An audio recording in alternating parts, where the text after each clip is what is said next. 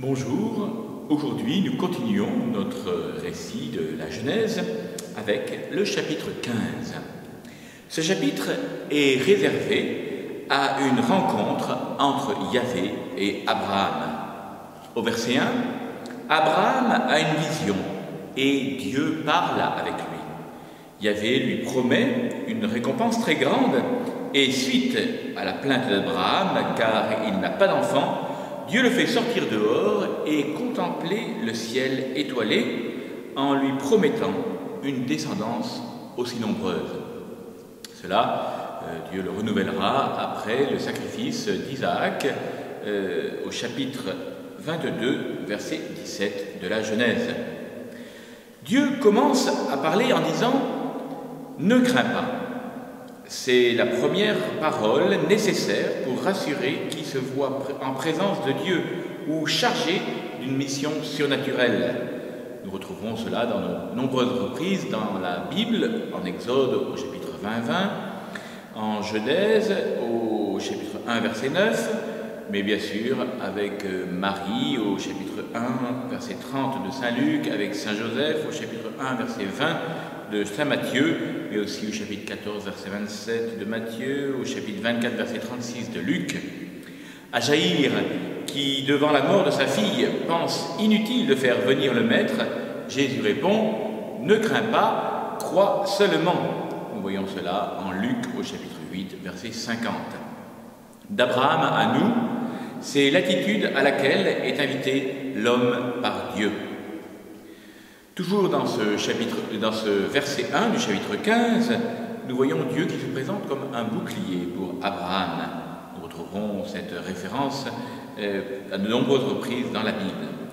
Mais mieux encore qu'un bouclier, il nous couvre de ses ailes, comme une poule ses poussins, à ses risques et périls, ainsi qu'on le verra dans le Christ souffrant à notre place, en victime pour nos péchés.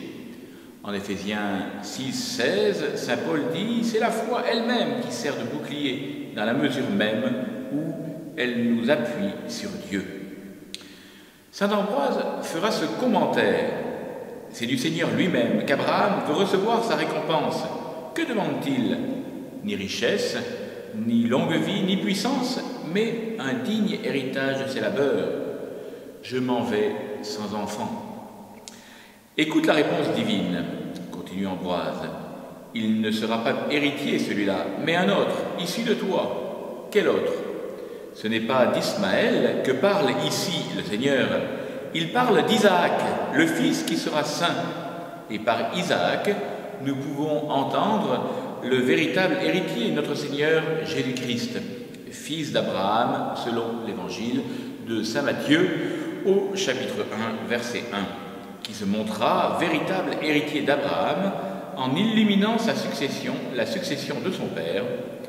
C'est par lui qu'Abraham regarda au ciel et sut que la splendeur de sa postérité ne sera pas moindre que celle des étoiles.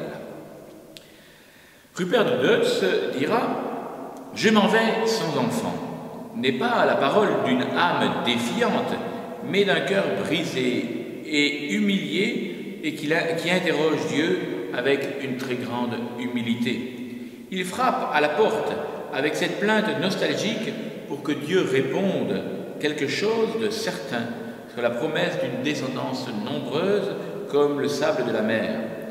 Celui qui sortira de ton sein, celui-là sera héritier, répond Dieu.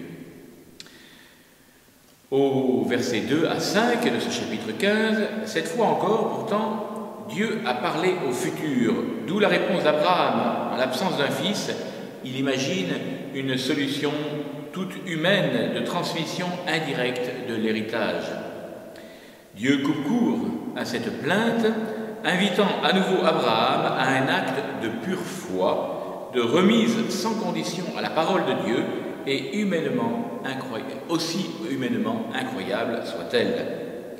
Dieu ne retient donc pas sa promesse, elle met du temps à se réaliser, c'est uniquement parce que nous sommes dans le temps et qu'il ne nous arrive rien que suivant notre mode d'existence, donc temporellement, c'est-à-dire successivement, progressivement, en passant par Isaac, Jacob et les 12 tribus d'Israël, Jessé, David et finalement le Christ, réalisation enfin de toute la promesse.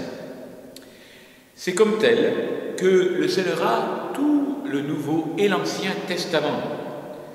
Ainsi avait-il promis à nos pères Abraham, dira Marie dans le Magnificat.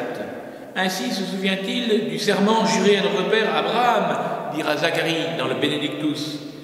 Et nous, les apôtres, nous vous annonçons la bonne nouvelle, la promesse faite à nos pères.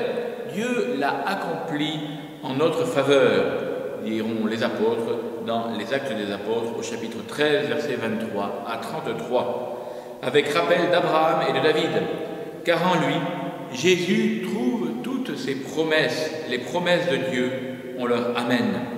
Et c'est par lui aussi que nous pouvons répondre en donnant notre Amen à la gloire de Dieu, comme nous le dira saint Paul dans la 2e aux Corinthiens au chapitre 1, verset 20. Bonne fin de journée, bon courage, et je vous dis à demain pour continuer notre récit de la Genèse, toujours dans ce chapitre 15. À très bientôt.